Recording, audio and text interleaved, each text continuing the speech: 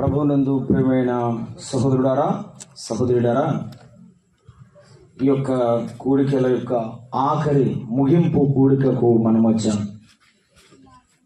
దేవుని దాసులు, పెద్దలు, తండ్రి సమానులు దేవదానం గారు మరి అల్పుడైన నన్ను ప్రేమించి మీ మధ్య వాక్య పరిచయం చేయడానికి, దైవ సేవకులతో పాటుగా దేవుని వాక్యం పంచుకోవడానికి ఆహ్వానించినందుకు దేవుని దాసులకు, బాధ్యులైన సంఘ పెద్దలు కానీ, సహోదరులు కానీ, పరిచారకులు కానీ, వారందరికీ కూడా నా నిండు కృతజ్ఞత వందనాలు తెలియజేస్తున్నాను. ఇక్కడున్న సంఘమును మిమ్మల్ని చూసినప్పుడు నేను ప్రభువును బట్టి సంతోషిస్తున్నాను. పౌలు భక్తులు చెప్పిన మాట నేను జ్ఞాపకం చేసుకుంటున్నాను. నా రక్త సంబంధులైన వారు ప్రభువులు ఉండాలని, నా ప్రాణం సహా విడవవలనని నేను ఆశపడుచున్నాను అన్నాడు. నేను నమ్ముకోవడం కాదు, నా రక్త సంబంధులు కూడా నమ్ముకోవాలి. నేను పరలోకం వెళ్ళడం కాదు, నేను, నా పిల్లలు, నా భర్త, నా భార్య, నా అన్నదమ్ములు అందరూ, మేమందరం దేవుని సన్నిధిలో పరలోకం చేరాలి ఆ ఆశ ఉండడం చాలా సంతోషమైన విషయం. సువార్త సందేశం అందించిన తర్వాత నేను ఏమైనా మర్చిపోతున్నాను ముందే చెప్పాను. వారికి అపారమైన ప్రేమ మా తండ్రి గారి పట్ల, మా పట్ల ఉన్నందుకు మేము ప్రభువుకు స్తోత్రం చెల్లిస్తున్నాం. వారికి కృతజ్ఞత కలిగి వందనాలు తెలియచేస్తున్నాం. దైవ గ్రంథములో నుండి మనము దేవుని వాక్యాన్ని చదువుకుందాం. అపోస్తుల కార్యముల గ్రంథము 24వ అధ్యాయం. అపోస్తుల కార్యముల గ్రంథము 24వ అధ్యాయము 24వ వచనము నుండి మనము 26 వరకు చదువుకుందాం. 24వ అధ్యాయము 24వ వచనం నుండి 26 వరకు చదువుకుందాం. కొన్ని దినములైన తరువాత ఫేలిక్స్ యూదురాలైన ద్రుసిల్లాను తన భార్యతో కూడా వచ్చి పౌలును పిలిపించి క్రీస్తు యేసునందలి విశ్వాసమును గూర్చి అతడు బోధింపగా వినెను. అప్పుడు అతడు నీతిని గూర్చి, ఆశానిగ్రహమును గూర్చి, రాబో విమర్శను గూర్చి ప్రసంగించుచు ఉండగా ఫేలిక్స్ మిగుల భయపడి, ఇప్పటికి వెళ్ళుము, నాకు సమయమైన నిన్ను పిలువనంపించనని చెప్పాను. తర్వాత పౌలు వలన తనకు ద్రవ్యము దొరుకునని ఆశించి మాటిమాటికి అతని పిలిపించి అతనితో సంభాషణ చేయుచుండెను. 2 సంవత్సరములైన తర్వాత ఫేలిక్స్ కు ప్రతిగా పోర్కియు ఫేస్తు వచ్చాను. అప్పుడు ఫేలిక్స్ యూదుల చేత మంచివాడను అనిపించుకొనవలనని కోరి పౌలును బంధకములలోనే విడిచిపెట్టి పోయాను. చదవబడిన వాక్య భాగమును పరిశుద్ధాత్ముడు దీవించి పంచిపెట్టినట్లుగా చిన్న ప్రార్థన చేసుకుందాం. తలలు వంచండి, చిన్న ప్రార్థన చేసుకుందాం. ప్రేమగల మా ప్రియ ప్రభువా, స్తోత్రార్హుడా, పూజనీయుడా, మేము మీ పాదాల దగ్గర కనిపెట్టి ఎదురు చూసిన రీతిగా ఈ దినాన్ని మాకు ఈవిగా అనుగ్రహించినందుకు స్తోత్రములు. మీ వాక్యమును ఆలకించే గొప్ప కృప, మీ సన్నిధిని అనుభవిస్తూ ఆనందించే బలమును పొందే కృప మాకు ఇచ్చినందుకు స్తోత్రములు. మీ వాక్యమును మేము చదువుకున్నాం అయ్యా. సిలువబడిన యేసుక్రీస్తు ప్రభువును ప్రత్యక్షపరచండి. పాపమును గూర్చి, నీతిని గూర్చి నమ్మని వారిని ఒప్పింపచేయండి. నిలవబడిన వాడు నిష్ప్రయోజకుడు గనుక మనుషుని మరుగు చేయమని, మీ సిలువ యొద్దకు అనేకులను ఆకర్షించుమని, నమ్మిన మాకు ఆత్మీయమైన ఆనందం, పాపికి రక్షణ, మహిమగల నీ నామమునకు ఘనత కలిగించుకుంటారని మా ప్రభువు యేసుక్రీస్తు నామం పేరట ప్రార్థన చేయుచున్నాము తండ్రి, ఆమేన్. ప్రభువునందు ప్రియమైన సహోదరుడారా, ఈ రాత్రి కాలంలో ఫేలిక్స్ యొక్క జీవిత చరిత్రలో జరిగినటువంటి ఒక సంఘటనను మనము చదువుకున్నాం. ప్రపంచంలో బహుబలమైన సామ్రాజ్యం రోమా సామ్రాజ్యం. క్రీస్తు శకం 52 నుండి 60 మధ్య కాలంలో బహుబలంగా ఉన్న సామ్రాజ్యం. ఇంకా ఎక్కువ కాలమే ఉంది, ఆ కాలంలో బాగా బలంగా ఉంది. అప్పుడు క్లాడియస్ అంటారు ఇంగ్లీష్లో, తెలుగులో క్లౌదియ చక్రవర్తి అంటారు. బైబిల్లో అలా ఉంటుంది, క్లౌదియ చక్రవర్తి అని. ఆ క్లౌదియా చక్రవర్తి కాలంలో 4వ గవర్నరుగా పనిచేసిన వాడే ఈ ఫేలిక్స్. ఈ ఫేలిక్స్ అంటే అర్థం ఏమిటంటే అదృష్టవంతుడు లేక సంతోషం అని అర్థం.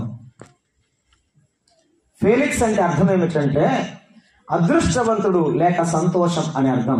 తల్లిదండ్రులు పుట్టినప్పుడు ఏమనుకున్నారంటే వీడు ఎంతో అదృష్టవంతుడవుతాడు, ఎంతో సంతోషాన్ని సౌభాగ్యాన్ని అనుభవిస్తాడని ఆ పేరు పెట్టారు. కానీ ఆ సౌభాగ్యం కోసం, ఆ సంతోషం కోసం 3 పెళ్లిళ్ళు చేసుకున్నాడు.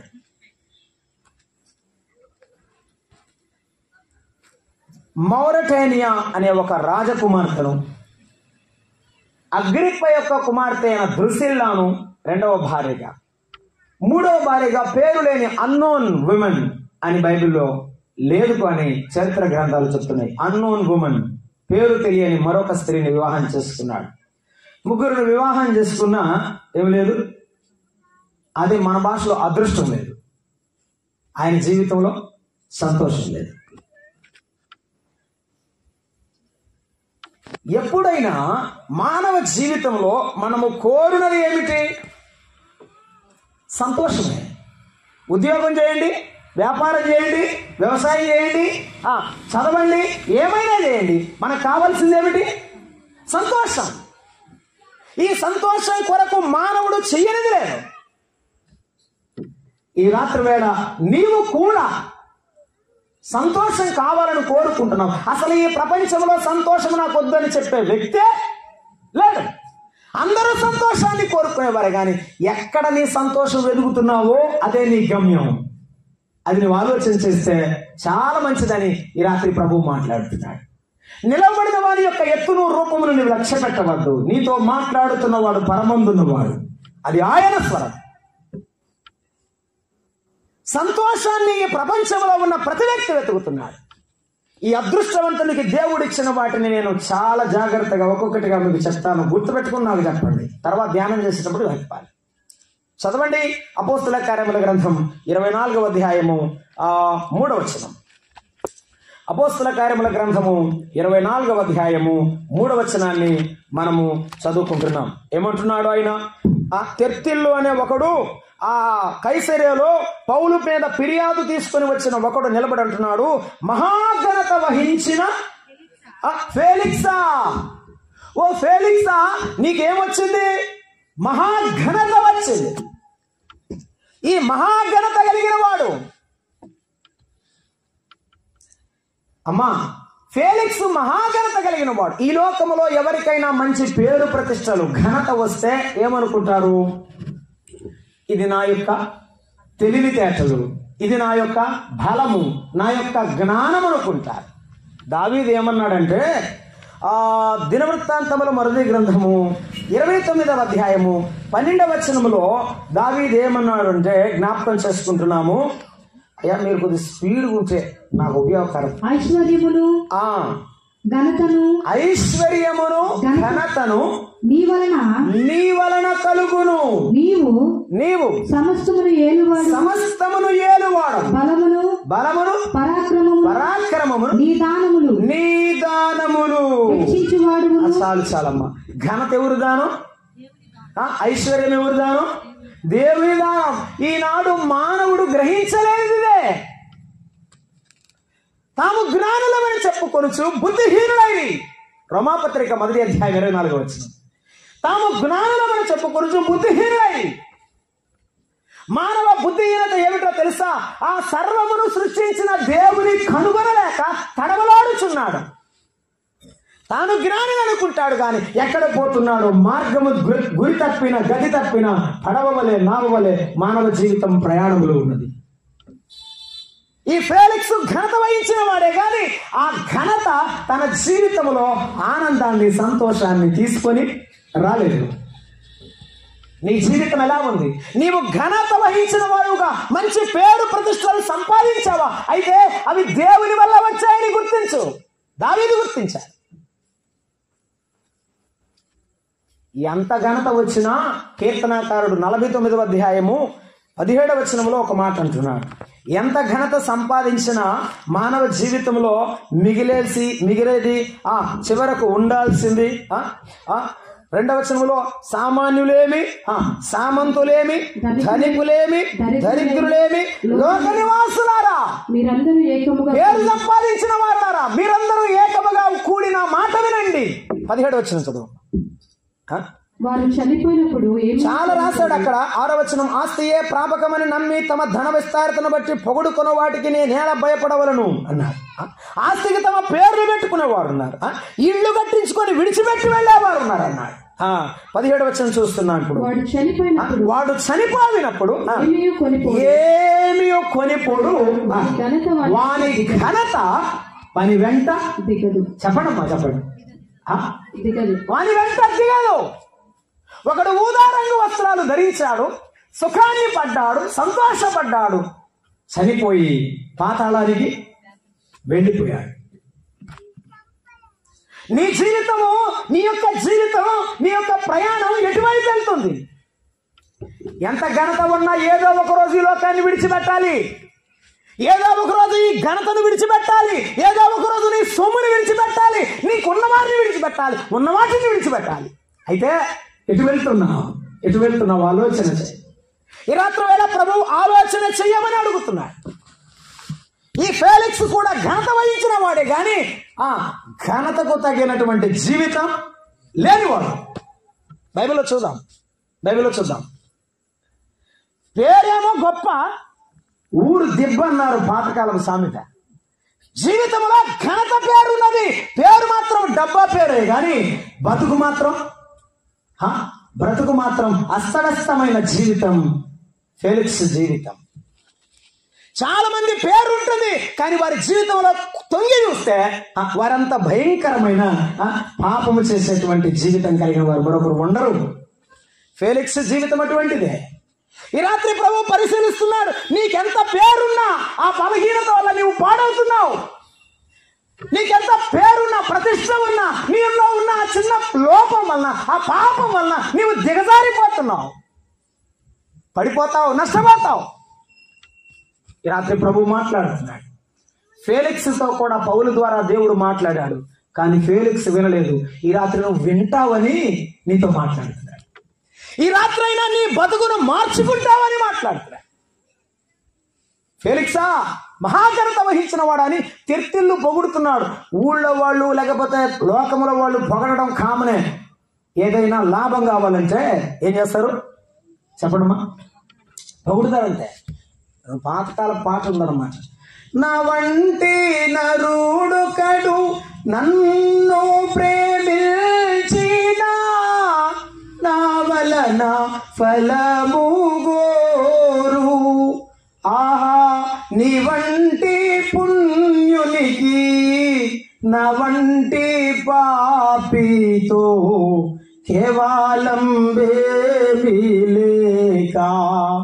ఆహా నీ వంటి పుణ్యునికి నా వంటి పాపితో కేవలం బేబీ లేక.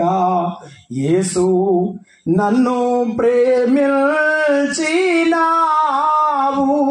పాపినైనా నన్ను ప్రేమించినావు. యేసు ప్రభు ఫేలిక్స్ను ప్రేమించి పౌలుని పంపాడు. పౌలు చెరసాల్లోకి వెళ్ళటం కాదు, వచ్చేటట్టు దేవుడే చేశాడు. ఫేలిక్స్కు సువార్త ప్రకటించడానికి ఎక్కడికి పంపాడు. ఈ రాత్రి నీ కొరకే ఈ కూడికలు ఏర్పాటు చేయబడ్డాయి. నీతో దేవుడు మాట్లాడాలని ఏర్పాటు చేశాడు. ఫేలిక్స్ వలె మంచి పేరుందేమో సమాజంలో, కానీ జీవితం లేదు, అంత తీరు లేదు. నీ పేరు బాగుండవచ్చు, నీ ప్రతిష్ట బాగుండవచ్చు, కానీ నీ తీరు బాగులేదు, మార్చుకో. నీ బ్రతుకు బాగులేదు, మార్చుకో. ఫేలిక్సా ఘనత వహించిన వాడని మాట్లాడుతూ ఉన్నాడు. వాస్తవమే. మార్కు సువార్త 8వ అధ్యాయం 36వ వచనం ప్రభు చెప్పాడు, ఒకడు సర్వలోకమును సంపాదించుకుని తన ప్రాణమును పోగొట్టుకుంటే వానికి ఏమి లేదు. ఎంత పేరుంటే ఏమి అంతా పోగొట్టుకున్నాడు. చనిపోయిన తర్వాత పాతాళములో యాతన పడుతూ తండ్రివైన అబ్రహాముని కేకలు వేశాడు. ప్రయోజనం లేదు కుమారుడా, ప్రయోజనం లేదు. అమ్మ దాటిపోతే ప్రయోజనం లేదు. ఈ లోకంలో యేసయ్యను నమ్ముకోకుండా చనిపోతే ప్రయోజనం లేదు. తండ్రివైన బ్రహ్మ ఒక మాట విను, తండ్రివైన బ్రహ్మ ఒక మాట విను. కట్టితి వెలగల వస్త్రం నే పెట్టితి వెండి బంగారములు, కట్టితి వెలగల వస్త్రం నే పెట్టితి వెండి బంగారం. ఈ ఆరాని అగ్నిలోనా అలా మాటించుచుంటినయ్యా, తండ్రి వైనా అబ్రహామా దాహం తీర్చాలా జరునంపు. ఒక దినాన్ని ఆడుతావేమో, ఈరోజు దుఃఖంతో యేసయ్య చెప్తున్నాడు నీ బతుకు మార్చుకుంటావని. ఆయన రూపంలో ఉన్న నీవు అగ్నిగుండానికి పాతాళానికి వెళ్ళకూడదని దేవుడు నిన్ను ప్రేమించాడు. దేవుడు నిన్ను ప్రేమించి పిలుస్తున్నాడు. ఫేలిక్స్ను పిలిచాడు. ఫేలిక్స్ ఆయన మాట వినలేదు, అలాగే చనిపోయాడు. ఈ రాత్రి నీవు కూడా ఆయన మాట వింటావని ఆయన పిలుస్తున్నాడు. నీవెంత సంపాదించినా ఈ లోకాన్ని విడిచేది ఖాయం, ఎంత ఘనత ఉన్నా విడిచేది ఖాయం. యేసయ్య దగ్గరకు వెళతావు, యేసు ప్రభువును విడిచి పాతాళానికి వెళతావు, ఆలోచన చేసుకో. ఫేలిక్స్ ఘనత వహించిన వాడు. రెండవ మాట 24వ అధ్యాయం అపోస్తుల కార్యముల గ్రంథం 22వ వచనం చూడండి. 24వ అధ్యాయము 22వ వచనం అపోస్తుల కార్యముల గ్రంథము 24:22. ఫేలిక్సు ఈ మార్గమును గురించి బాగుగా ఎండిన వాడై. చాలమ్మా, ఏంటంట మరి చెప్పండి ఆ మాట. ఫేలిక్స్ ఈ మార్గమును గురించి. ఏ మార్గం? పౌలు చెప్పుచున్న యేసుక్రీస్తు మార్గాన్ని గురించి బాగా ఎరిగిన, బాగా తెలుసు. బతుకే బాగలేదు, బైబిల్ తెలుసు, కానీ మార్పు లేదు. బైబిల్ తెలుసు కానీ ఎలా బతకాలో తెలియదు, ఎలా బతుకోవాలో తెలియటం లేదు. ఒక పచ్చి తాగుబోతు ఎదురుకు వచ్చి ఎదురు నిలబడ్డాడు. అన్నా, ఇలా తాగుతున్న యేసు ప్రభువుని నమ్ముకో, ఎందుకు ఇలా నీ బ్రతుకు పాడవు చేసుకుంటున్నావంటే అన్నాడు, నేను మీకంటే భక్తిగా ఉంటాను. దేవుడు యేసయ్య నాకు ఎప్పుడు ఇక్కడ ఉంటాడు అన్నాడు. యేసయ్య ఎక్కడ ఉంటాడు, సారాయి మాత్రం ఎక్కడ ఉంటుందా? బుద్ధిహీనమైన జీవితంతో బ్రతుకుతూ ఇంకా భ్రష్టత్వంలో ఉంటూ మారకపోతే దెబ్బతింటావు. దేవుడిచ్చిన ఆరోగ్యాన్ని, ఆయుష్ని నిర్లక్ష్యం చేస్తే నష్టపోతావు. ఫేలిక్స్ ఆ సమయాన్ని వృధా చేసుకున్నాడు. దేవుని మార్గము ఎరిగినవాడని చెప్పుకుంటాడు కానీ ఎరగనివాడే. ఇప్పుడు చదవండి సామెతల గ్రంథం 4వ అధ్యాయం 14వ వచనం. దేవుని మార్గం ఎరగడం ముఖ్యం కాదు, ఆ ఎరిగిన మార్గాన్ని జాగ్రత్తగా నడుచుకోవడం ముఖ్యం. భక్తిహీనుల త్రోవను చేరకము దుష్టుల మార్గమున నడవకుము. నీకు మార్గం ఏదో తెలుసు, చెడు మార్గం ఏదో, దుష్టుల మార్గం ఏదో, నీతిమంతుల మార్గం ఏదో తెలుసు, కానీ ఏం చేస్తున్నావు? దుష్టుల మార్గాన నడవద్దు అంటే ఏం చేస్తున్నా? అక్కడికే నడుస్తున్నావు. మొదటి కీర్తన 1వ అధ్యాయము 1వ వచనం, దుష్టుల ఆలోచన చొప్పున నడవద్దని దేవుడు చెప్తే అదే ఆలోచన చేస్తున్నావు. పాపుల మార్గం నిలవద్దంటే అక్కడే నిలబడుతున్నావు. ఎక్కడ నుంచోవద్దు అని తల్లిదండ్రులు చెప్తే పిల్లలు వినడం లేదు, భార్య చెప్తే భర్తలు వినడం లేదు, భర్త చెబితే భార్య వినడం లేదు. ఎక్కడ నుంచున్నాడో తెలియదు. గుండంతా పాడైపోయేటట్టుగా పాపముతో చెడ్డ జీవితంతో నింపబడింది. పౌలు అంటాడు, అయ్యో నేనెంత దౌర్భాగ్యుడను, ఇట్టి మరణములకు లోనగు శరీరమును నన్ను ఎవడు విడిపిస్తాడు. రోమాపత్రిక 7వ అధ్యాయం 24వ వచనం. నేను మంచి చేయాలనుకున్నాను కానీ ఏమి అంటాడు? నేను చేయకూడని కీడే చేస్తాను. ప్రార్థనకి వెళ్ళాలనుకుంటాను, మంచిగా బతకాలనుకుంటావు, కానీ బతకలేదు. ఎందుకో తెలుసా? మానవ జన్మలో ప్రవేశించిన పాపం వలన ఒక మనుషుని ద్వారా పాపము ద్వారా మరణము లోకములో ఎలాగూ ప్రవేశించిందో అదే ఒక్క మనుషుడైన మన ప్రభువు యేసుక్రీస్తు ద్వారా జీవం కూడా ప్రవేశించింది. ఈ మాట నీవు నమ్మాలి. మనలో పాప బీజం ఉన్నది, అందువల్లే అలాగున మనం నిలబడలేము. భక్తుడైనటువంటి స్పర్జన్ గారి గురించి చాలా మంది చదివే ఉంటారు. స్పర్జన్ గారు యేసుక్రీస్తు ప్రభువుని నమ్ముకోకమునకు ప్రార్థనకి వెళ్ళేవాడట. ఈ వారమంతా ఏమనకూడదు అనుకొని ఇష్టగా బతికేవాడట. ఏదో ఒక వారంలో ఎవరో కోపం పుట్టేస్తే ఒక బూతి మాట అనేవాడట. అనుకునేవాడట, ప్రభువా నేను బతకలేనయ్యా, నెక్స్ట్ వారం నీకోసం గట్టిగా ఉంటాను అనుకున్నాడు. ఇంకొక వారం ఉండేవాడట. అలా గట్టిగా నిష్ఠగా ఉందాం అనుకుంటే మళ్ళీ ఎవరో కదిలిస్తారట. కోపం మీద ఇంట్లో ఏదో ఒకటి ఎరగొట్టేవాడట, ఏడ్చేవాడట. ప్రార్థన చేసి, ప్రభువా నాకు బతకడం కుదరడం లేదు, నేనేం చేయాలి ప్రభువా? పెద్ద చర్చికి వెళ్దాం అనుకున్నాడట. మన చర్చి చాలా చిన్నదే, పెద్ద చర్చికి వెళ్దాం అనుకొని బయలుదేరాడట. సగం మార్గంలోకి వెళ్ళిన తర్వాత ఇసుక తుఫాను వచ్చింది. చిన్న పూరిపాక పక్కన కూర్చున్నాడట. ఆ లోపల 4-5 ఆరాధన చేస్తున్న పూరిపాకలో ఉంటే ఆయన అన్నాడంట, యవనుడా నీ యవనమును బట్టి జాగ్రత్త అన్నాడంట. ఆయన ఆరాధనలో ఆ వాక్యం చదువుతున్నాడు. పాప ఆయన తెలిసి చదివాడు కానీ ఆ వాక్యం స్పర్జన్ గారు కూర్చుకుంది. స్పర్జన్ గారు మారు మనసు పొందాడు. నీవు మారలేవు, నేను మారలేను, నిన్ను నన్ను మార్చేవాడు యేసయ్య. ఆయన మన జీవితాన్ని ఆయన చేతికి అప్పగించుకోవాలి. నీవు అప్పగించుకుంటే మార్చేవాడు ఆయన. దొంగలను మార్చాడు, తగుబాతులను మార్చాడు, వ్యభిచారులను మార్చాడు. ఈ ఫేలిక్స్ను కూడా మార్చడానికి పౌలును పంపాడు. మార్గము తెలుసు అని చెప్పుకుంటాడు కానీ మార్గము తప్పిన చొక్కాలాగా బతుకుతున్నాడు ఈ ఫేలిక్స్.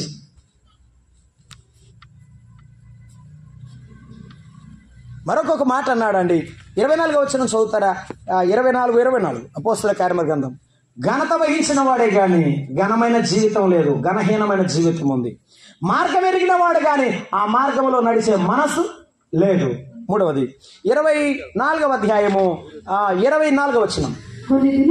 కొన్ని దినములైన తర్వాత యూదురాలైన ద్రుసిల్లాను తన భార్యతో కూడా వచ్చి పౌలును పిలిపించి విశ్వాసంలో గూర్చి అతడు బోధింపగా వినను. అది పిలిపించి విన్నాడు. మీకు అర్థమైందా? దేవుని వాక్యం వినాలని ఆశ ఉంది. ఏముంది చెప్పండి అమ్మా? ఆశ ఉంది. దేవుడు మాట్లాడతాడేమోననే ఆశ ఉంది. ఇంకా చెప్పయ్యా, ఇంకా చెప్పు, వింటాననే ఆశ ఉంది. ఆశ ఉంది కానీ మార్పు లేదు. ఆశ ఉంది కానీ పశ్చాత్తాపం లేదు. ఉయ్యూరులో మా సంఘాల్లో ఉయ్యూరులో ఇమ్మానుయేల్ గారు ఒక ఆయన ప్రభు దగ్గరికి వెళ్ళాడు, చనిపోయాడు. ఆయనట ఒక సహోదరికి బాప్తిస్మం ఇచ్చాడట. ఆయన బైబిల్ తీసుకుని ఆదివారం లేట్ అయింది, ఆరాధన గబగబా వెళ్తుంటే ఒక అక్క ఎదురొచ్చిందట సెంటర్లో, ఉయ్యూరు సెంటర్లో. అమ్మా ఆరాధనకు నేనే లేట్ అనుకుంటే నువ్వెందుకమ్మా లేట్గా వెళ్తున్నావు వచ్చాను అన్నయ్య, కొత్త సినిమా రిలీజ్ అయింది చూద్దామని పోతున్నావు అందట. ఆదివారం వస్తే అట్లా అన్నయ్య నువ్వు ఎంత బాగా చెప్తావో ఇంకా చెప్పు, ఇంకా చెప్పడదట. అది జబ్బాస. ఇని ఏం చేస్తుంది? ఈ దురద చెవులు ఎక్కడున్నాయి? వాక్యానికి చెవినేమని చెవులు, మనసు మాత్రం సాతానికి ఇచ్చింది, చెవులు మాత్రం గంటెక్కడిచ్చింది. జాగ్రత్త. ఈ ఫేలిక్స్ కూడా ఆశ గలవాడు, వినాలనే ఆశ గలవాడు, దేవుని వాక్యము ద్వారా ఏదైనా ఆశీర్వాదం వస్తుందనే ఆశ గలవాడు.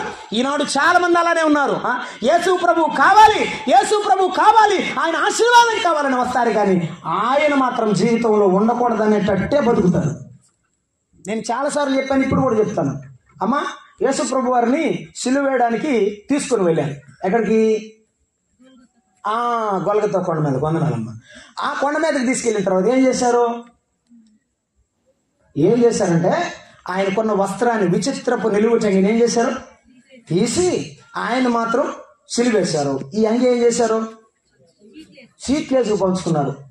వాళ్ళకి ఏం కావాలా? ఆయన అంగి కావాలి, ఆయన మాత్రం చెప్పడమ్మా వద్దు. ఇప్పుడున్న ప్రపంచంలో యేసయ్య వద్దు, యేసయ్య దీవెన మాత్రం కావాలి. నా బిడ్డను దేవుడు దీవించాలి, నా కుటుంబాన్ని దేవుడు దీవించాలి, కానీ యేసయ్య నా బతుకులో వద్దు. యేసయ్య చెప్పినట్టు నేను బతకను. యేసయ్య మాట్లాడినట్టు ఆయన మాట ప్రకారం బతకడానికి, ఆయన బిడ్డలాగా బతకడానికి నాకు వద్దు. ఆయన పేరు చెప్పుకుంటా, ఆయన బిడ్డలని చెప్పుకుంటా, కానీ ఆయన బిడ్డ బతుకు నాకు. ఇంకా దేవుడు నిన్ను ఎందుకు దీవిస్తాడు చెప్పు? ఎందుకు దీవించాలి? దీవించమని అడగడానికి నీకు రైట్ ఎక్కడిది? Do you have right? నేను తండ్రిని అయితే నాకు కుమారులు ఎక్కడున్నారు? నన్ను గౌరవించే కుమారుడు ఎక్కడ? నేను యజమానుడైతే నాకు లోబడే దాసుడు ఎక్కడ? ఈరోజు నీవు దేవుని బిడ్డవైతే నీకెందుకు లోబడటం లేదు? ఎందుకు ఆ పాపానికి లోబడుతున్నావు? ఎందుకు ఆ రోగానికి భయపడుతున్నావు?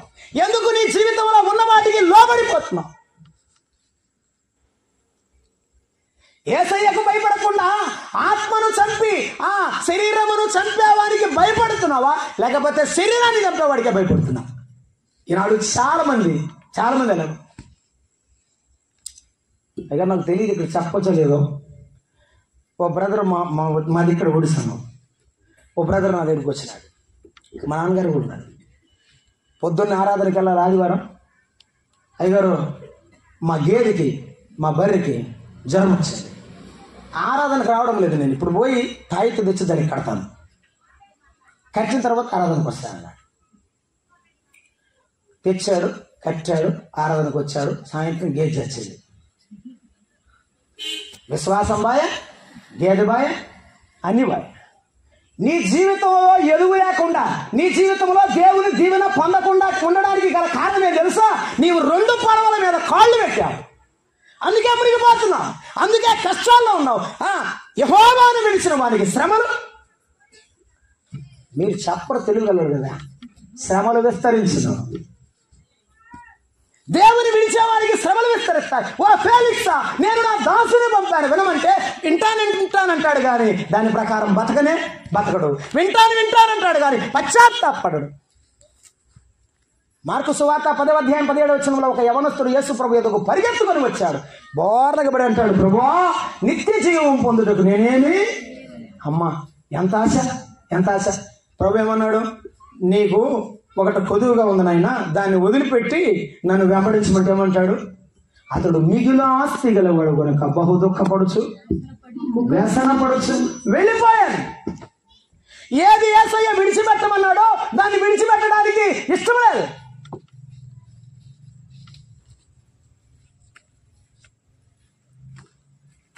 యేసుక్రీస్తు ప్రభువారి దగ్గరకు రావడానికి నీకేది ఆటంకమో దాన్ని విడిచిపెట్టు.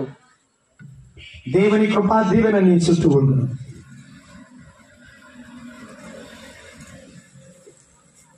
అంకుల్ నువ్వు చాలా మంచివాడు, ఎందుకు నీకు ఈ చుట్ట మానేసే రాదు అంటే అన్నాడు, దాన్ని నేను వదిలిపెడతాను కానీ దీన్ని వదిలిపెట్టను అన్నాడు. ఎవరిని? అమ్మని.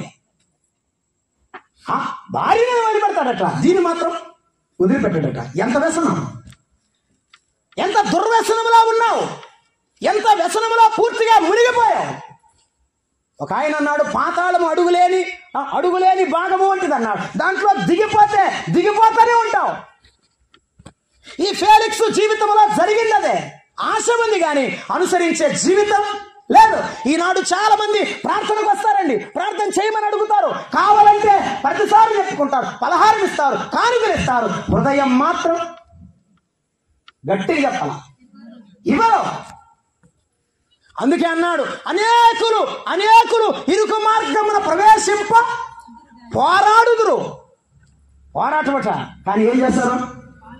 కొంతమంది మాత్రమే దానిలో ప్రవేశిస్తారు. ఈ రాత్రి నీవు కూడా ప్రవేశించాలని ఇష్టపడితే యేసయ్య చెప్పినట్టు విడిచిపెట్టు. ఆశ ముఖ్యమే కానీ ప్రభువు చెప్పినట్లు చేయడం అంతకంటే ముఖ్యం. ఫేలిక్స్ అలాగూ చేయలేకపోయాడు. రెండవది ఏంటో తెలుసా? అక్కడ చదువుకుంటాం మనం, అతడు విన్నాడు అన్నాడు. ఆశ ఉంది, పిలిపించాడు కాబట్టి ఏం చేశాడు? వింటాడు కానీ ఒక మాట చదువుతారా? మత్తయి సువార్త 15వ అధ్యాయం 8వ వచనం. ఆ మాట ఎందుకు చదివానో చెప్తాను. మత్తయి సువార్త 15వ అధ్యాయం.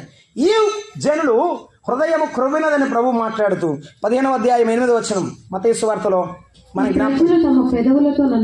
ఈ ప్రజలు పెదవులతో నన్ను గణపరచుదురు గాని వారి హృదయము నాకు చాలా దూరముగా ఉంది. మనుషులు కల్పించిన పద్ధతులు అమ్మా విను, హృదయం చాలా దూరంగా ఉంది. ఒక అక్క నన్ను పిలిచి, అక్క ఎలా ఉన్నావంటే, ఇలానే ఉన్నాలే తమ్ముడా అంది.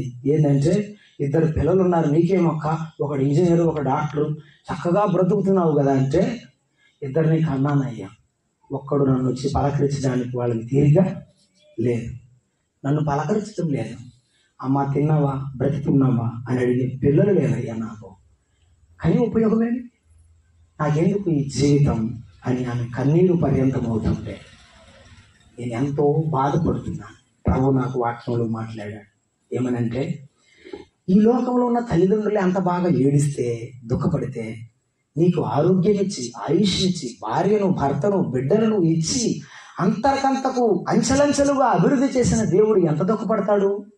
ఈరోజు మార్తం వస్తుంది, నాతో మాట్లాడుతుందని యేసయ్య ఎదురు చూస్తున్నాడు, కానీ మార్తం ఇంటి దగ్గర కొనుక్కుంటుంది. మరియమ్మ వస్తుంది, ఈరోజు నాతో మాట్లాడుతుందని యేసయ్య ఎదురు చూస్తున్నాడు, కానీ మరియమ్మ రావడం లేదు. ఎన్నిసార్లు యేసయ్యతో మాట్లాడకుండా పనుకున్నావు? ఎన్నిసార్లు యేసయ్య నీతో మాట్లాడేటప్పుడు నిద్రపోయా? చాలాసార్లు అదే జరిగింది కదా. ఒక భక్తుడు రాశారు, ప్రార్థించకపోయినా పలకరిస్తూ ఉంటావు, మాట వినకపోయినా మాటలాడుచుంటావు, ప్రార్థించకపోయినా పలకరిస్తూ ఉంటావు, మాట వినకపోయినా మాటలాడుచుంటావు. ఎంత ప్రేమ నాపై నీకు యేసయ్యా, ఎంత జాలి నాపై నీకు యేసయ్యా, ఎంత ప్రేమ నాపై నీకు యేసయ్యా, ఎంత జాలి నాపై నీకు యేసయ్యా. నేనంటే నీకెందుకు ఈ ప్రేమ, నన్ను వీడిపోవెందుకు? ఈ రోజున ఎంతమంది నీతో పలకకుండా బిగుసుకొని కూర్చున్నా యేసయ్య అంటాడు, ఏంట్రా దగ్గరగా కూర్చున్నా, నా దగ్గరికి రా తల్లి. ఎంతమంది నీతో పలకకపోయినా నేను నిన్ను పలకరిస్తాను. ఒకవేళ బాధల్లో కష్టాల్లో నువ్వు నా దగ్గర రాకపోతే నేను నీ దగ్గరకు వస్తాను. యేసయ్య నిన్ను పలకరిస్తున్నాడు, యేసయ్య నీతో మాట్లాడుతున్నాడు. ఎన్నిసార్లు యేసు ప్రభువుకు ప్రార్థన చేయకపోయినా, ఆయన సన్నిధికి నీవు రాకపోయినా యేసయ్య రాత్రి కూడా మాట్లాడుతున్నాడు. ప్రపంచంలో ఆయన వలె ప్రేమించేవాడు లేదు. ఫేలిక్స్ను ప్రేమించాడు, ఈ రాత్రి నిన్ను కూడా ప్రేమిస్తుంది. ఫేలిక్స్ను ప్రేమించిన దేవుడు అలాగున హృదయము దూరముగా ఉందిలే, నాకు దగ్గరగా లేడు, నా మాట వినడం లేదని పౌలును పంపకుండా ఉండలేదు. ఎంత దూరంగా ఉంటే అంత దగ్గరగా రావడానికి దేవుడు పౌలును పంపించాడు. నాకెప్పుడు చాలా ఇష్టమైన మాట, వాడు ఇంకా దూరముగా ఉండగా ఆ తండ్రి వానిని చూచి పరిగెత్తుకొని పోయి వాని మెడ మీద పడి ముద్దు పెట్టుకొని ఆ తండ్రి కనికరపడ్డాడని బైబిల్ చెప్తుంది. నా కొడుకు నష్టపరిచి వెళ్ళిపోయాడులే అని కోపపడకుండా ఆ తండ్రి ఏమి తండ్రి అండి, అటువంటి తండ్రి ఎక్కడ దొరుకుతాడని అనిపిస్తుంటుంది నాకు బైబిల్ చదివేటప్పుడు. ఈ రాత్రి యేసయ్య నీ దగ్గర కూర్చున్న యేసయ్య, నీతో మాట్లాడుతున్న యేసయ్య ఎటువంటి వాడు తెలుసా? ఎన్నోసార్లు ఆయనకు వ్యతిరేకంగా జీవించిన, ఆయన నామాన్ని దూషించిన, అవమానపరిచిన యేసయ్య నిన్ను ప్రేమిస్తూనే ఉన్నాడు. అతడు బుద్ధి వచ్చినప్పుడు తండ్రి దగ్గరికి వచ్చి అన్నాడు, తండ్రి, పరలోకమునకు నీకు నేను విరోధముగా పాపము, ఇక నేను నీ కుమారుడు అనిపించుకోవడానికి నేను అర్హుడను కాను, నీ కూలి వాళ్ళు ఒక కూలివాడిగా నాకు పెట్టుకు అంటే ఆ తండ్రి ఏమన్నాడు తెలుసా? ఎవడవురా నువ్వు? కూలివాడువా? కాదు, నువ్వు నా కుమారుడవు అన్న. నీవు కూలివాడు కాదు, నీవు నా కుమారుడవు. నాకు ఆశపోయినా పర్వాలేదు, నాకు నష్టం వచ్చినా పర్వాలేదు, నాకు అవమానం కలిగినా పర్వాలేదు, నేను నిన్ను పోగొట్టుకోలేను.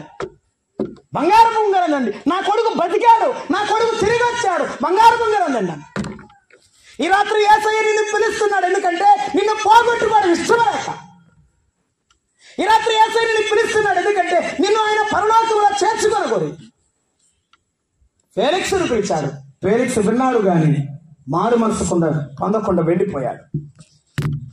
ఆశపడ్డాడు, విన్నాడు. మూడవది అతడు ఏం చేశాడు తెలుసా? మారు మనసు పొందకుండా భయపడ్డాడు అన్నాడండి. అపోస్తల కార్యముల గ్రంథం 24వ అధ్యాయానికి రండి. 24వ అధ్యాయంలో మనం చదువుకుంటున్నాం. అతడు బోధింపగా వినను. 24 అప్పుడు అతడు నీతిని గూర్చియు ఆశానిగ్రహమును గూర్చియు రాబోవు విమర్శను గూర్చియు ప్రసంగించుచుండగా ఫేలిక్స్ మిగుల భయపడి ఇప్పటికి వెళ్ళుము అన్నాడండి. ఎందుకు భయం? 4 మాటలు చెప్పాడు అక్కడ. సువార్త, ఈ రాత్రి సువార్త, దేవుడి నీతో మాట్లాడుతున్న సువార్త. ఓ ఫేలిక్సా, నీ జీవితం దేవునికి తెలుసు అని పౌలు మాట్లాడుతున్నాడు. ఈ రాత్రి నీ జీవితం కూడా ఆయనకు తెలుసు. అందరిని ఎరిగినవాడు, అందరి ఆంతర్యం ఎరిగినవాడు రాత్రి మాట్లాడుతున్నాడు. ఏమంటున్నాడు తెలుసా? అతడు దేనిని గురించి మాట్లాడాడు చెప్పండి. నీతిని గురించి మాట్లాడుతున్నాడు. ఈ నీతి లేని వాడితో నీతిని గురించి మాట్లాడుతున్నాడు. అసలు దృశ్యలాను పెళ్లి చేసుకోలేదా? భార్య అని రాశారు కానీ చరిత్ర జోసిఫస్ కానీ మార్కస్ కానీ బైబిల్ చరిత్రకారులు రాసిన పుస్తకాలు చదివితే, చరిత్ర గ్రంథాలు చదివితే అతడు తీసుకొచ్చుకున్నాడు అంతే. కొంతమందికి దానికి అర్థమే తెలియదు కానీ భార్య అని చెప్పాడు. దృశ్యలాను వివాహం చేసుకున్నాడు చెప్పాడు. ఎందుకో తెలుసా? ఈ నీతి లేని వానికి తన భర్త బతికుండగానే, ఎవరికి? దృశ్యలానికి భర్త బతికుండగానే విడిచిపెట్టి మరలా ఇతరులతో పాటు ఉంటే ఇతడు కూడా అంగీకరించి బతికాడు. ఈ పాపిష్టి బతుకుతో ఉన్నవాడితో, ఈ నీతి లేని వాడితో, ఈ యొక్క న్యాయం లేని వాడితో, ఈ యొక్క మనస్సాక్షి లేని వాడితో దేవుడు నీతిని గురించి మాట్లాడాడు. ఈ రాత్రి నీ జీవితం ఎట్లున్నదో నాకు తెలియదు కానీ దేవుడు నీతిమంతుడు. మనమందరం అనీతిమంతులం. మన దగ్గర నీతి లేదు. మన నీతి కార్యాలన్నీ మురికి గుడ్డలు. ఈ మురికి గుడ్డ వల్ల ఏ గ్లాస్ కూడా శుభ్రమవుదు. మన జీవితం వల్ల ఏ మేలు లేదు. అందుకే పరలోకము నుండి ఆ నీతిమంతుడు దిగి వచ్చాడు. ఆ నీతిమంతుడు మానవుడయ్యాడు. ఆ నీతిమంతుడు దేవుడు అగ్ని జ్వాలల వంటి నేత్రములు, అపరంజిని పోలిన పాదములు గలవాడు, మన వలే రక్తమాంసములలో పాలివాడు అయ్యాడు. మన వలే మానవుడిగా జన్మించాడు. నీతిని గురించి మాట్లాడుతుంటే గడగడ వణుకుచున్నాడు. అయ్యో, నాలో నీతి జీవితం లేదనుకుంటున్నాడు. 2వ మాట ఏమన్నాడు? ఆశా నిగ్రహం లేదు, కంట్రోల్ లేదు. ఒక భార్య కాదే ఇంకొక భార్య, ఇంకొక భార్య కాదే ఇంకొక భార్య. జీవితంలో ఆశలో కంట్రోల్ లేదు. నిగ్రహం లేని వాడు, శరీరంలో నిగ్రహము లేక, తన బతుకులో నిగ్రహము లేక, తన యొక్క కట్టడను మీరి, హద్దులు మీరి స్వేచ్ఛగా యథేచ్ఛగా పాపములో బతికిన వాడు. దేవుడు నిగ్రహం లేని వాడితో నిగ్రహాన్ని గురించి మాట్లాడాడు. ఇదిగో నీవిలా చేసావా, గుర్తుపెట్టుకో, ప్రతి దానిని దేవుడు తీర్పులోనికి తెస్తాడు. ప్రతి దానిని తెస్తాడు. అది చిన్నదే గాని పెద్దదే గాని క్రీస్తు న్యాయపీఠం ఎదుట మనమందరమును ప్రత్యక్షకు కావలేను అని 2వ కొరింథీ పత్రిక 5వ అధ్యాయం 10వ వచనంలో చెప్పాడు. అమ్మా అయ్యా, దేవుడు ప్రతి మానవునికి జీవితం ఇచ్చాడు. ఈ జీవితం ముగిసిన తర్వాత నీ యొక్క అసలైన జీవితం ప్రారంభం. ఆ జీవితానికి నీవు మార్గం వేసుకోవాలంటే ఆ మార్గమే యేసు ప్రభువు. ఇదిగో ఈ జీవితాన్ని మరిచి బతుకుతున్నవాడు ఈ ఫేలిక్స్. ప్రసంగించుచూ ఉన్నప్పుడు అతడు భయపడి ఏమంటాడు తెలుసా? ఇంత విన్నాడు కదా, నిజమే కదా, నా బ్రతికిలా ఉంది, నాలో నిగ్రహం లేదు, నా జీవితం అంతా అస్తవ్యస్తమైందని భయపడ్డవాడు ఏం చేయాలి? వెంటనే అయ్యా పొరపాటు అయింది, దేవా నన్ను క్షమించయ్యా, దైవజనుడు నా కోసం ప్రార్థన చెయ్యి అని అనకుండా ఏమంటాడు? చాలు ఆపు ఆపు ఆపు ఆపు వెళ్ళు. ఏంటి ఆపేది? వాక్యం వద్దు. ఏదైనా నాకు గుచ్చుకుంటే నాకు వద్దు. అసలు ఏదైనా నన్ను తప్పు దిద్దాలనుకుంటే నాకు అవసరం లేదు. చాలా మంది పిల్లలు ఇలానే ఉన్నారు. తల్లిదండ్రులు ఏదైనా కానీ గట్టిగా స్ట్రైట్గా ముఖాన్ని చెప్తారు, ఏ పెద్దోడా చిన్నోడా మంచిదిగా అని చెప్తే ఏం చేస్తారు? మా అమ్మ చాలా మంచిది, మంచిగా కరెక్ట్ చేస్తుందని చెబుతున్నారు. ఇప్పుడు నేను ప్రొఫెసర్గా పనిచేస్తున్నాను. చాలా మంది పిల్లలు చూస్తాను ఇంజనీరింగ్ కాలేజీలో, దారుణం. నాయనా నువ్వు వాళ్ళ రాయకూడదంటేనే ఇలా చూస్తాడు. మారడానికి ఇష్టపడ్డాడు, మార్చుకోవడానికి ఇష్టపడ్డాడు, బాగుపడడానికి ఇష్టపడ్డాడు. ఈ బాగుపడని వాడు ఏం బాగుపడతాడు చెప్పండి? చెప్తే నీ మనసే మారకపోతే, నీవు మనసు మారడానికి, నీవు అభివృద్ధి చెందడానికి నీ మనసు లేకపోతే నీవు ఎప్పుడు పైకి రాలేవు. ఇదిగో ఇతడు కూడా అంతే, చాలు చాలు కాపు అని చెప్పాడు. దేవుని వాక్యం గద్దిస్తే, దేవుని వాక్యం బుద్ధి చెబితే వినకుండా, మార్చుకోకుండా, బ్రతుకులో మార్పు లేకుండా బ్రతుకుతున్న నీవు దేవుని వాక్యాన్ని వినడానికి నీవు చోటియవు. అందుకే అన్నాడు, దేవుడు లేడని బుద్ధిహీనులు తమ హృదయంలో అనుకునే చేస్తున్నావు. కానీ ఇప్పుడు మారమని దేవుడు చెప్తున్నాడు. అలాగ అనుకొని భయపడి వెళ్ళిపోమన్నాడు. ఇంకేమన్నా తెలుసునా? నాకు సమయమైనా అది I will call you back, ఇప్పుడు కాదు అని ఏం చేశాడు? వాయిదా వేశాడు. ఏం చేశాడు? వాయిదా వేశాడు. వాయిదా వలన జీవితం మారదు. గుర్తుపెట్టుకో. ఈ రోజు కాకపోతే రేపు, రేపు కాకపోతే తర్వాత రోజు, ఎప్పుడైనా వాయిదాల మీద వాయిదాలు వేస్తుంటే మారవు. మాది ఇక్కడ విడిసాను. మా నాన్నగారు ఇక్కడికి వచ్చారు. ఒక ఆమె, ఆ ఊర్లో అందరూ అన్న అన్న అని పిలుస్తారు నన్ను. అక్కడ పిల్లలకి చదువు చెప్పాను కాబట్టి వాళ్ళందరూ అన్న అన్న అని పిలుస్తారు. ఒక ఆమె తన భర్తను నా దగ్గర తీసుకొచ్చి ఉంచోబెట్టింది. ఉంచోబెడితే ఆయన అన్నాడు, అయ్యగారు రేపటి నుంచి నేను ఈ తాగుడు తాగాను అన్నాడు. అట్లా వారం చెప్పాడు నాకు. రోజు సాయంత్రం రాను, చెప్పను, పాను. రోజు రాను, చెప్పను, పాను. అలవాటు పడ్డాడు చెప్పడానికి. అంతే. నీ జీవితంలో పాపానికి నువ్వు అలవాటు పడితే అది చాలా ప్రమాదకరమండి. ఒక భక్తుడు ఇలా అన్నాడు, పాపం పాయసం లాగా ప్రారంభంలో తీయగా ఉంటుంది కానీ దాని ఫలితం చేదుగా ఉంటుందని చెప్పాడు. అది కట్లపాము వలె కాటు వేస్తుంది. ద్రాక్షారసమును గురించి చెప్పాడు, అది పళ్ళెములో తడతడలాడుచుండగా దాన్ని స్వీకరించవద్దు. ఎంతమంది కుటుంబాలు పాడు చేస్తున్నారు తెలుసా పాపం వల్ల. అది చిన్నదో పెద్దదో నాకు తెలియదు. అది నేను చిన్నగా నీ జీవితంలో పూర్తిగా పాడైపోయేటట్టు చేస్తుంది. ఇదిగో ఫేలిక్స్ వాయిదా వేసి వెళ్ళిపోయాడు. సొమ్ము కోసమట పౌలుని చాలాసార్లు పిలిపించి వాక్యం విన్నాడట.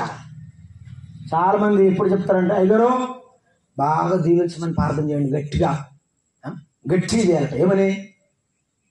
దీవించమని. ఈయన మాత్రం మారడు. మారి దీవించమని ప్రార్థన చేయడం. ప్రభు ఏం చేశాడంటే, వారి విశ్వాసమును చూసి స్వస్థపరచను అన్నాడు. ఈ తీసుకొచ్చిన వాళ్ళు, మోసుకొచ్చిన వాళ్ళు ఉన్నారు, ఇంటి కప్పు తీసి లోపలికి పెట్టాడు. వాళ్ళ విశ్వాసం చూశాడు. ఈ మంచం మీద పడుకున్నాడు ఒకడు పక్షవాతం వచ్చి, వాడి విశ్వాసం కూడా చూశాడు. ఇద్దరు విశ్వాసాన్ని చూసి స్వస్థత చేశాడు. ప్రార్థన చేసే పాస్టర్ గారి విశ్వాసం ఉండాలి, వచ్చిన రోగిలో కూడా ఉండాలి, విశ్వాసం ఉండాలి.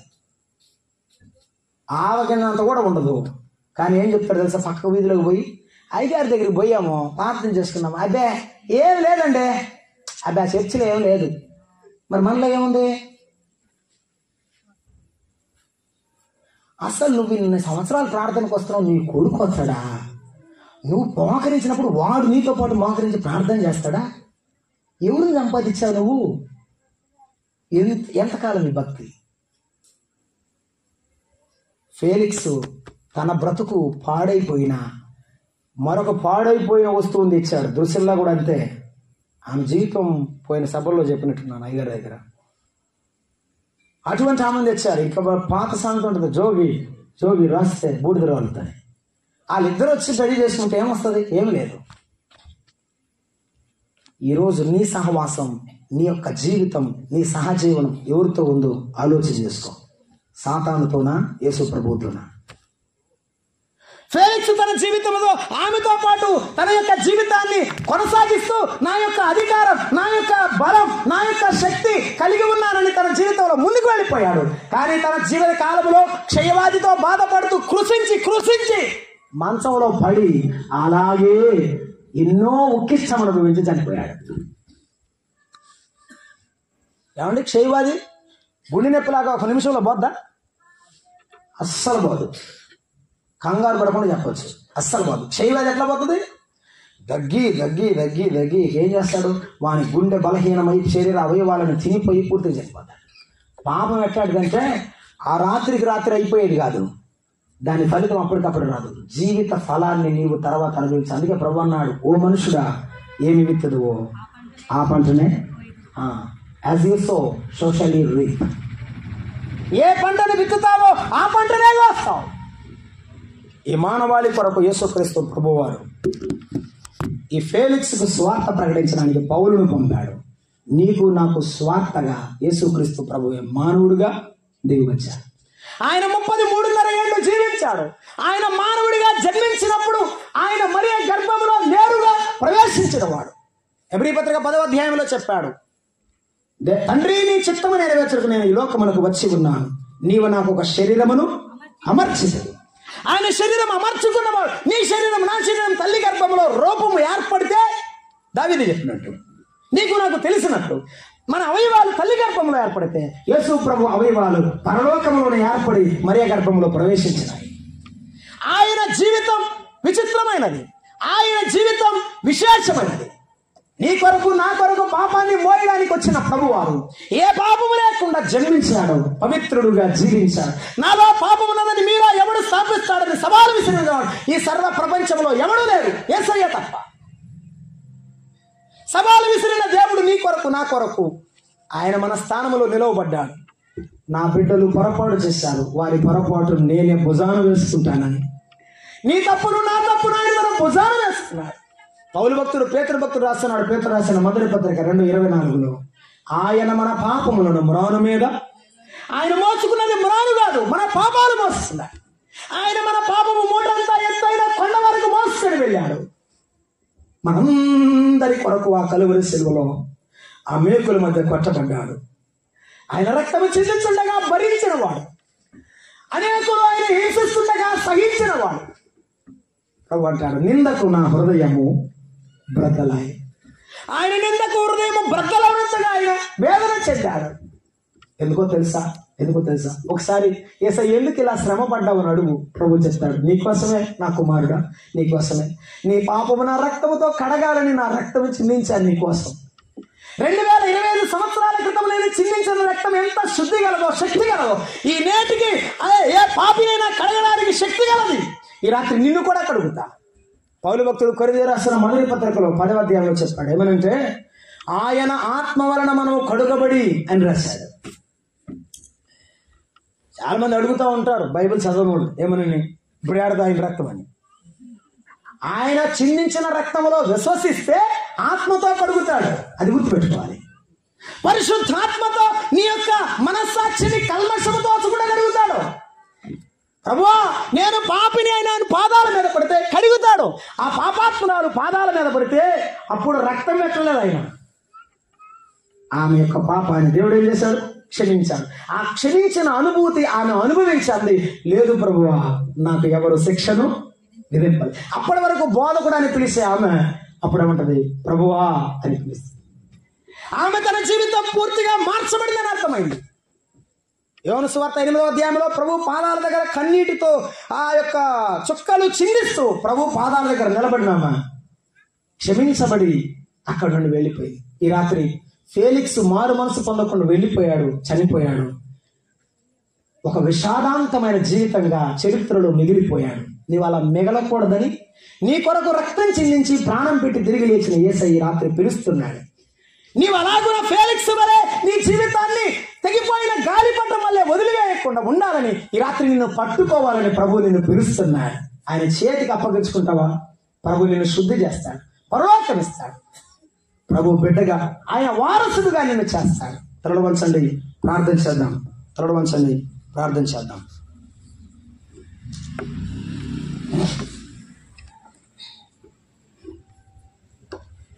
నీవు యేసు ప్రభువుని ఎంతగానో దూషించావు, అవమానపరిచావు. అయినా ప్రభువు నీ పాపమును బట్టి నీకు ప్రతీకారం చేయలేదు, నీ దోషములను బట్టి నీకు ప్రతిఫలం ఇవ్వలేదు. ఈ రాత్రి ఆ ప్రతీకారం దేవుడు తీర్చుకుంటే నేను బతికేవడం కూడా కాదు. ప్రభువు నిన్ను ప్రేమిస్తున్నాడు. అమ్మా ఈ రాత్రి మారు మనసు పొందుతావా? అయ్యా నా బతుకును మార్చుతావా, నా కుటుంబాన్ని మార్చుతావా? నీవు మార్చకపోతే నా జీవితం అస్తవ్యస్తం అవుతుంది. ఈ రాత్రి నిన్ను నమ్ముకుంటాను ఆయన. జీవితాన్ని కడుగమనే వారు ఉన్నారా? ఎవరైనా ఈ చిన్న కూడికలో ఎవరైనా యేసు ప్రభువుని నమ్ముకుంటారంటే మీ చేతి పైకి ఎత్తాడు. ఒకసారి నమ్ముకున్న వారు కాదు, అసలు యేసు ప్రభువులో తీర్మానం చేయని వారు. నేను ఈ రోజు తీర్మానం చేస్తాను, దేవుని బిడ్డను అవుతాను, ఆయన రాజ్య వారసుని అవుతాననేవారు ఈ రాత్రి ఉంటే ముందుకు రండి. ప్రభు బిడ్డలుగా తీర్చబడండి. ఆయన రాజ్య వారసులు కావాలని ప్రేమతో తెలియచేస్తున్నాం. ఒకవేళ సిగ్గుపడితేనో, ఎవరైనా చూస్తారని బిడియపడితేనో, భయపడితేనో, కూడికి అయిన తర్వాత అయినా సరే ముందుకు రండి. ఎలాగో నమ్ముకోవాలో చెప్పి తీర్మానం చేయించి ప్రభువుకు అప్పగిస్తాం. ప్రభువే మేము నడిపించేవాడు, దీవించేవాడు. కృపగల తండ్రి, నీకు స్తోత్రము. చెప్పమన్నావు, చెప్పి వెళుతున్నాం. మీరే గొప్ప కార్యం జరిగించండి. ఈ రాత్రి వారి పడకల మీద ఉన్నా మీరు మాట్లాడండి. మారు మనసుకు పాత్రుడుగా, మీ రాజ్య వారసులుగా చేయమని స్థానిక సంఘాన్ని, మీ దీన దాసుని మమ్మల్ని అందరినీ కూడా మీ కృపగల హస్తాలకు అప్పగించుకుంటూ యేసు ప్రభు నామమున ప్రార్థన చేస్తున్నాము తండ్రి, ఆమేన్. అందరికీ వందనాలు. ప్రకటన వినండి. సంఘ పెద్దలు ప్రకటన చేస్తారు.